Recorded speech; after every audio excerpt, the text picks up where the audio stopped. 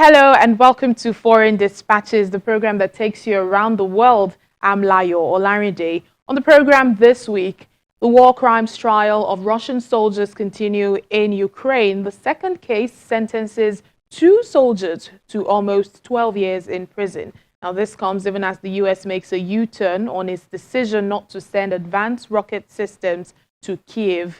Africa continues to feel the impact of the Ukraine crisis, even as the continent's most vulnerable are hard hit and cost of humanitarian aid spikes.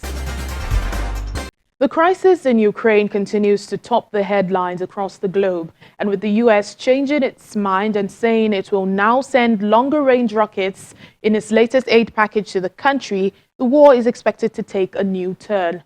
Well, since the invasion began, a second war crimes trial has seen the sentencing of 2 Russian soldiers to almost 12 years in prison, and Turkey says it is yet to receive any proposal from Finland and Sweden as both countries seek support to finalize their NATO membership. President Tayyip Erdogan said on Wednesday that Turkey had not yet received any concrete proposals to address its concerns over Finland and Sweden's NATO membership bids, which Ankara objected to on grounds that they support groups it deems terrorist.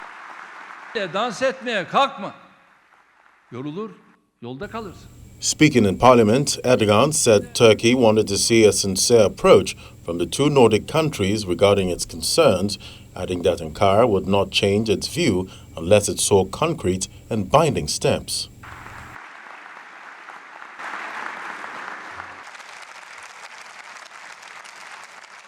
Meanwhile, German Chancellor Olaf Scholz has defended Germany's record on delivering arms to Ukraine and promised more, including modern anti-aircraft equipment.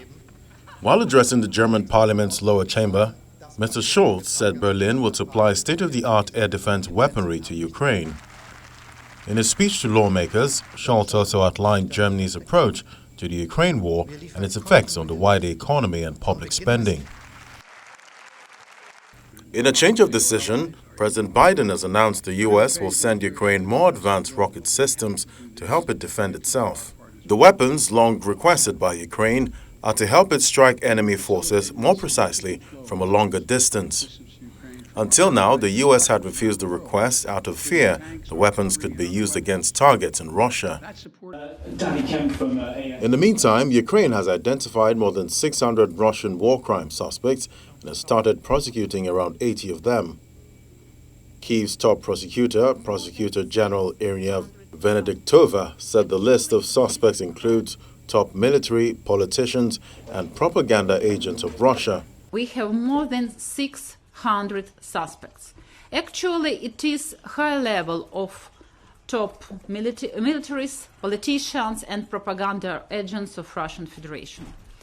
When we speak about war crimes in Ukraine, you know we have near 80 suspects, people whom we identify as war criminals and started to prosecute them. Venediktova said Estonia, Latvia and Slovakia had decided to join an international investigation team in Ukraine, which was originally formed by Ukraine, Lithuania and Poland in March, to enable exchange of information and investigation into suspected war crimes and crimes against humanity. Hopefully in the next few weeks I will be working towards opening an office in Kiev. We've already seen it. We've had very good cooperation from the Prosecutor General, and I think that's something that's very important. We are also, as Eurojust, in touch with the European Commission and different services of the Commission to make sure that judicial authorities in Ukraine actually get all the material support they need. Prosecutor General Venediktova already mentioned Kevlar vests, helmets, or off-road cars, 3D scanners, satellite phones, drones, and other equipment. And in the second war crimes verdict since the start of Russia's invasion in February, a Ukrainian court sentenced 2 captured Russian soldiers to 11.5 years in jail for shelling a town in eastern Ukraine. Aid projects across sub-Saharan Africa are threatened by the fallout from the war in Ukraine, potentially putting millions of lives at risk. Humanitarian agencies already struggling with widespread price increases under the COVID-19 pandemic say the crisis in Europe has made things worse. Even the cost of life-saving therapeutic foods for malnourished children has spiked. At a camp for displaced families in the Somali town of Dolo, 1-year-old Hassan is weighed in a plastic bucket, suspended from a scale by a medical technician as his mother, Hassan Abiba Muhammad Nur, watches on. Muhammad Nur says the Al-Shabaab militant group and a crippling drought in a village forced her to flee with Hassan. I fled from Al-Shabaab and the severe droughts that hit our village, and we lost our livestock. I didn't get any aid there, and my child is very sick and malnourished. He has diarrhea and fever, so I brought him here for treatment. Hassan, who 3 months ago weighed only 5.2 kilograms, about half of what a boy his age should weigh, began receiving treatment for severe acute malnutrition at a clinic run by aid workers in the south of the country. Over 3 months, Hassan's weight has climbed to 5.6 kilograms. His partial recovery is thanks to a sweet peanut paste called Plumpy Nut, developed by French scientists in 1900, that has become a crucial weapon in the fight against child malnutrition. 3 small sachets a day for 6 weeks can be enough to bring a starving child back to full health, according to UNICEF. UNICEF says it spends $137 million a year on the therapeutic food, and the overall market is estimated to be worth up to $400 million. But aid agency says it is becoming too expensive. UNICEF's regional director Rania Dagesh says the fundamental issue in Somalia was drought, but that the Ukraine crisis had significantly hiked prices of resources. The fundamental issue in Somalia and in the Horn at the moment is a climate-induced crisis, right? It's drought. But where the effects of the Ukraine crisis come in is that the food prices and fuel prices and others are hiked up to a point where we need more resources to secure what we would have secured before. We need a lot more. Action Against Hunger, a charity with operations across Africa, has seen the cost of foodstuffs such as rice, oil and sugar rise 20% to 30% over the past year. Commodity prices have almost doubled in Somalia, and in some parts 93% high. The humanitarian appeal for Somalia is only 15% funded. So what we need now is money. We need the cash to avert the risk of famine.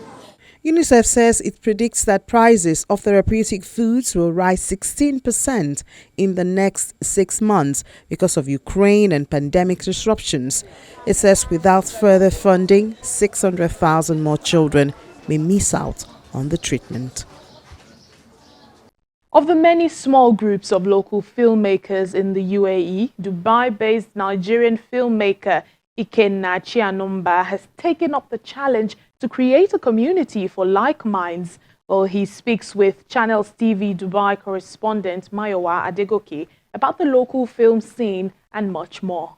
Nollywood's interest in Dubai, which began in 2017 following the release of Ebony Life's Wedding Party 2, is growing, albeit slowly.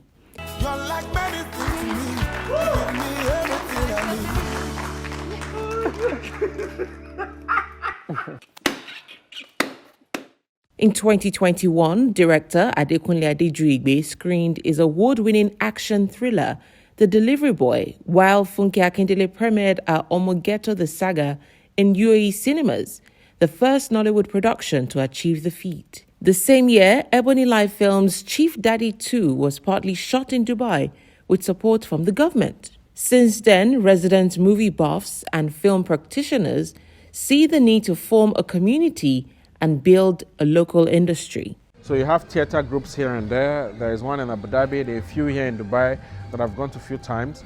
So there are theatre groups or small groups here and there, but there's not really a big community that brings people together. Budding filmmaker Ikenna Chianumba is passionate about seeing such a community spring up. His love for Nollywood dates back many years when he started modeling and attending auditions for film. I wanted something that would pay me good money at the end of every month.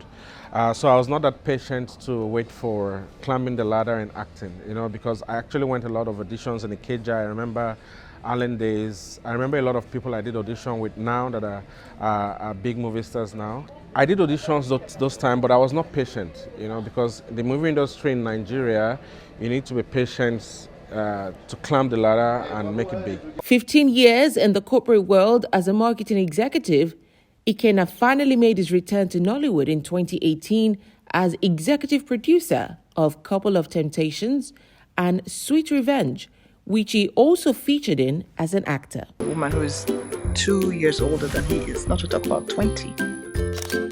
Having got a taste of success, he went ahead to direct his first project in Dubai, a short film, Just a Delivery Guy. I really need a guy like you, and this is something that you deserve. So. Produced and shot within 48 hours, Just a Delivery Guy is a tribute to delivery riders who form an integral part of the e-commerce system in the UAE. I wanted to showcase their story and give them a platform for them to be heard, for people to pay more attention to their delivery guys. Because in Dubai we buy a lot of stuff. There's a lot of e-commerce, there's a lot of businesses thriving in Dubai, and these businesses thrive around people that get the products to you. The film, which won the Best Debut Entry at the Theme 8 Film Festival in Dubai, also premiered at a private event organized by his wife, who produced the film. A lot of things have kind of come after that, like people are interested in doing film with us, actors, filmmakers, they are able to see the story we created, so they want to know what else we have for them. So I'm very, very excited about what we have in the future coming. Ikenna says he has plans to create more films in Dubai and hopes his efforts will contribute to what may someday become a Middle East extension of Nollywood. Have you ever imagined taking part in a hot air balloon sport? Well, let's meet Semakaleng Mathebula, who is South Africa's first black hot air balloon pilot to shake up the exclusive sport. 27-year-old Semakaleng Mathebula is South Africa's first black hot air balloon pilot and one of few female pilots in the field. What used to feel like unattainable is now part of her weekly routine. Growing up, I had never seen a hot air balloon. There's no balloons flying over Harangua. My interests were cooking, accounting. At some point I wanted to do media, but ballooning was not something that was in reach for me. Soon, buildings grew small and she was floating over rivers and farmlands as the sun rose, maneuvering the balloon and taking in the view against a yellow sky. Mathebula found her way into ballooning by accident after struggling to find employment. She consulted a recruitment agency which helped her find a job as a marketing assistant at a hot air balloon tour company.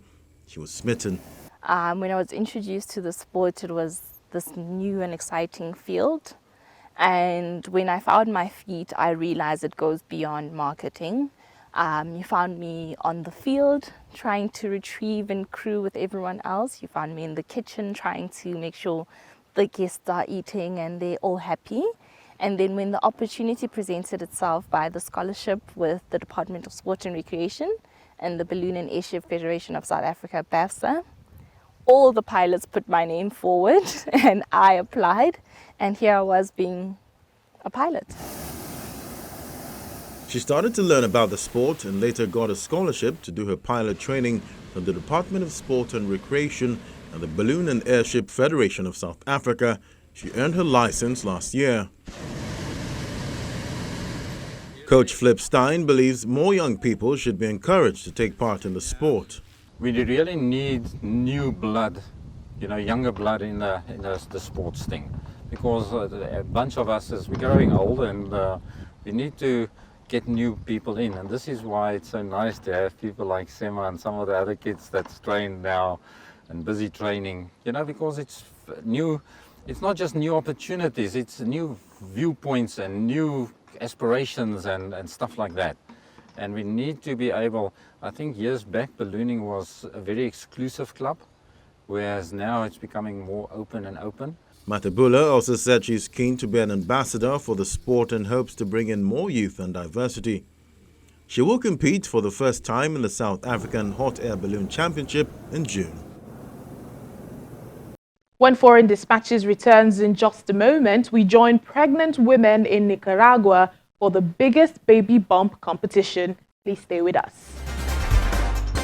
Welcome back to Foreign Dispatches. Britain's Queen Elizabeth's Platinum Jubilee celebrations begin June the 2nd up until the 5th of June. Well, in the lead up to this, lots of preparations have gone into celebrating the country's oldest living monarch.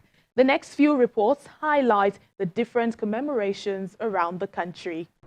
Britain's iconic Tower of London has had its moats transformed into a flower meadow to mark the Queen's Platinum Jubilee. To create the Super Bloom installation, horticulturists in March planted 20 million seeds in the moat around the 1,000-year-old tower, home to the crown jewels. Due to a chilly start to the season, the full display of flowers have not blossomed in time for the start of the Jubilee week, but they're expected to continue growing throughout the summer. What we have behind us is this incredible installation that we've created in the Tower of London moat to mark the Queen's Platinum Jubilee. It's about to flower, and it's going to flower right across the summer, so from mid-June right through to early September. We've sowed 20 million seeds in here in late March, and they're just coming through, and then across the summer this is going to be this incredible sort of display that we've created for the Queen's Jubilee.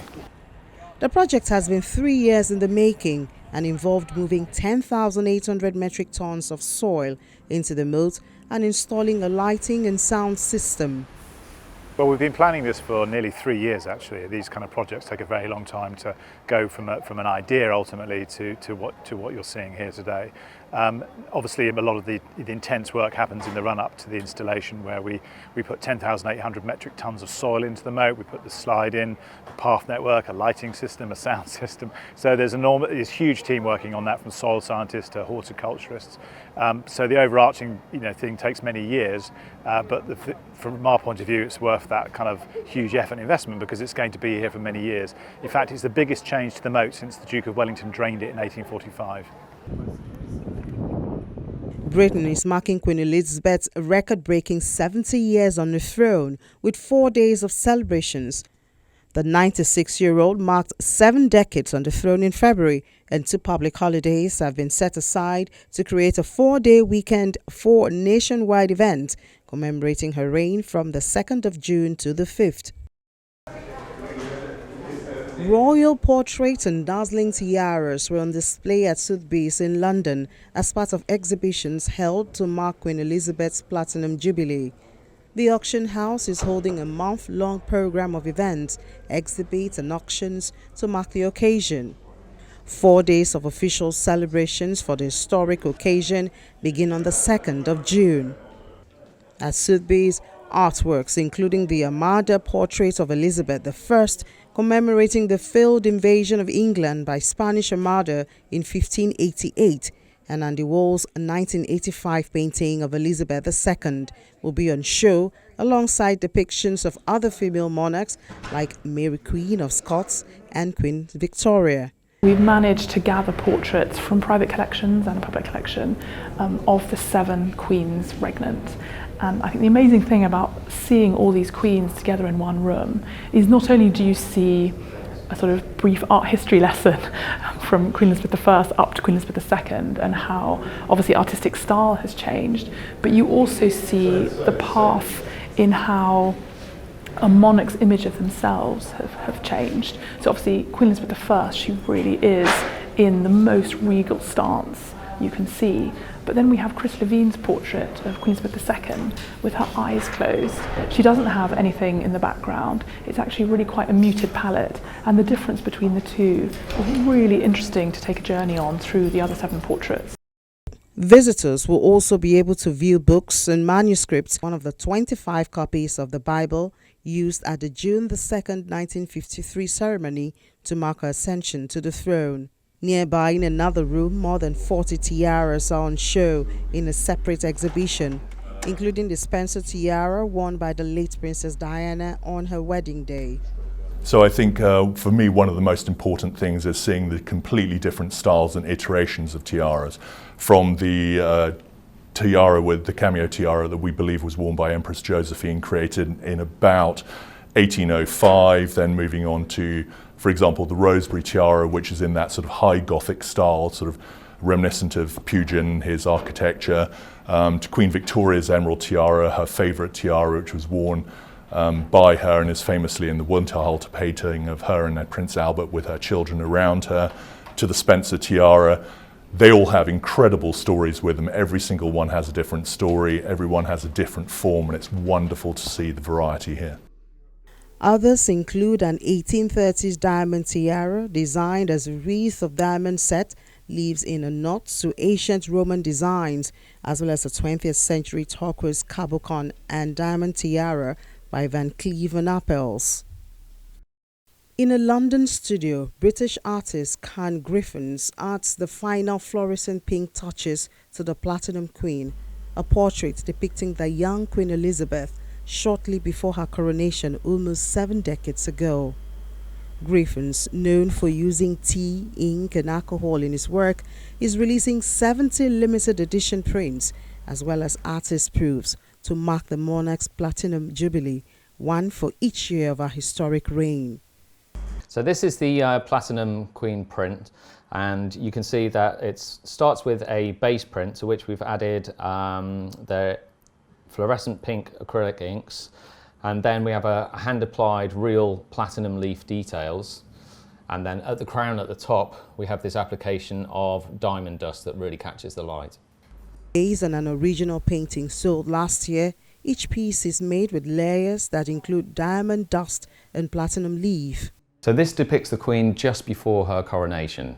So I thought this was a poignant moment to capture Her Majesty just at the point where she was about to ascend to the throne, basically. And whilst I painted the piece, I kind of tried to imagine, you know, what kind of things she would be thinking, what kind of things she would be contemplating at the start of her reign. So the original painting of the Platinum Queen was created for a charity auction at the Anderson Foundation dinner, which raised £25,000, and the profits of which are going to Great Ormond Street Hospital.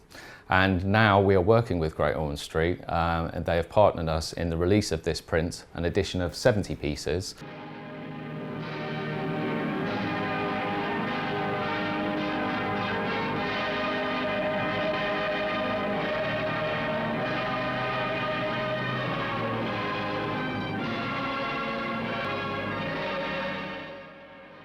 Elizabeth, Britain's longest reigning and currently the world's oldest monarch, became queen on the 6th of February 1952 on the death of her father, King George VI. Her coronation took place on the 2nd of June 1953. 4 days of celebratory events begins on the 2nd of June, with the 96-year-old queen planning to attend several. Priced at £1,550, Griffin's paints go on sale on the 4th of June on the West Contemporary Editions online platform, with £150 from each sale going to the Great Ormond Street Hospital Children's Charity. The cause is one close to Griffin's heart, after the hospital treated his newborn daughter in 2012. Griffin's original sold for £25,000 at a fundraiser in December, with proceeds also going to the Great Ormond Street Hospital Children's Charity. Well, we end the program in Nicaragua, where pregnant women are measuring their baby bumps and getting rewards for the biggest bump. The competition is part of celebrations of Mother's Day in the country. Pregnant women sized up for the biggest baby bump competition in Nicaragua's capital, Managua. The competition is organized by a local radio station and saw 19 entries from across the country. The event coincides with Nicaragua's Mother's Day celebration. I'm very surprised, and as we Nicaraguans say, I just went with the flow. A neighbor said my bump is really big, and she told me about this competition and that it wouldn't cost me anything to take part. I am surprised to have won. I didn't expect that.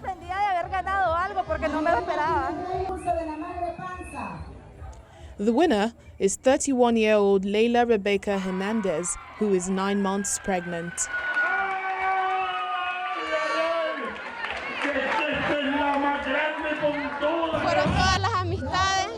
All my friends told me to participate because they saw that my belly is big. They told me I would win and that I should take part in the competition. So I did what they said, and here I am. Hernandez's belly measured 57 centimeters. She was awarded a refrigerator, baby products, and a cash prize of 5,000 Cordobas. Well, this is where we say goodbye till next time. But remember, our top stories are never far away. You can catch them on channelstv.com. Thank you so much for watching the program. I'm Layo Olarinde. Bye for now.